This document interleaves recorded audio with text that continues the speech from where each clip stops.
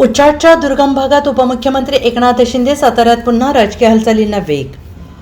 राज्याचे उपमुख्यमंत्री एकनाथ शिंदे आज सातारा जिल्ह्याच्या दौऱ्यावर आलेले असून सायंकाळी 4:30 वाजता हेलिकॉप्टरने दरे येथील निवासस्थानी दाखल झाले. एकीकडे राष्ट्रवादी काँग्रेस शरद पवार गटाचे अध्यक्ष शरद पवार सातारा दौऱ्यावर असतानाच एकनाथ शिंदे यांचाही जिल्ह्यात दौरा सुरू असल्याने राजकीय चर्चांना उधाण आलेलं आहे. उपमुख्यमंत्री शिंदे यांनी महाबळेश्वर तालुक्यातील दुर्गम चांदटाटी खोऱ्यात उचाटगाव येथे आयोजित श्री कुंभाजाई देवी मंदिर प्राणप्रतिष्ठापना आणि कलशारोहण सोहळ्यास उपस्थिती लावली.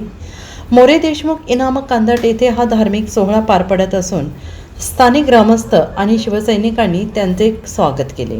हा कार्यक्रमानंतर शिंदे तातडीनं रवाना होणार असले तरी 2 दिवसांनंतर पुन्हा सातारा जिल्ह्यातील दरेगाव येथे त्यांचा मुक्काम असणार आहे, अशी सूत्रांनी माहिती दिली आहे. Bureau report SVN Marathi, Satara.